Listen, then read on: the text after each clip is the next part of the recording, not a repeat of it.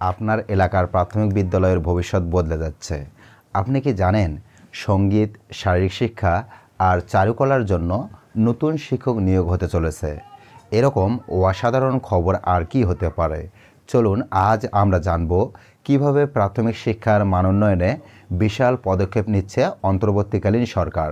প্রাথমিক ও গণশিক্ষা মন্ত্রণালয় এবার এমন কিছু উদ্যোগ হাতে নিয়েছে যা এই খাতের চেহারাই পাল্টে দেবে। সঙ্গীত, শারীরিক শিক্ষা এবং চারুকলার মতো সৃজনশীল বিষয়ে নতুন শিক্ষক নিয়োগ দেওয়া হচ্ছে। প্রথম ধাপে 10,000-এরও বেশি পদের অনুমোদন হয়েছে। এর মধ্যে 5,166টি পদ কেবল সঙ্গীত ও শারীরিক শিক্ষার জন্য, আর চারুকলার জন্য আরও 5,000-এরও বেশি পদ সৃষ্টি করা হচ্ছে।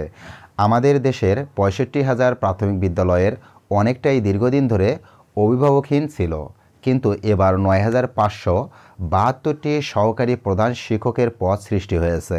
এই পদগুলো পূরণ করা হবে সহকারী শিক্ষকদের পদোন্নতির মাধ্যমে। বিদ্যালয়ের প্রশাসনিক কার্যক্রমে গতি আনতে এই পদ অত্যন্ত গুরুত্বপূর্ণ।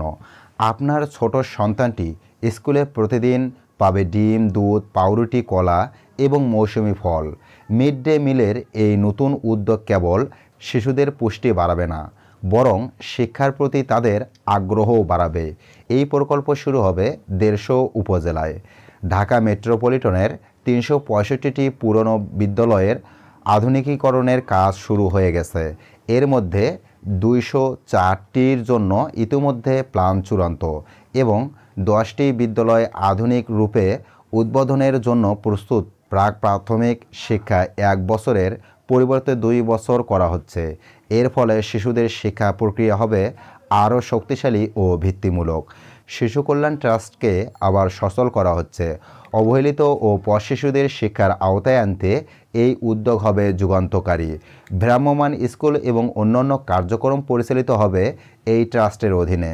সহকারী শিক্ষকদের জন্য বদলি প্রক্রিয়া সহজ করার লক্ষ্যে বিশেষজ্ঞদের নিয়ে কাজ শুরু হয়েছে।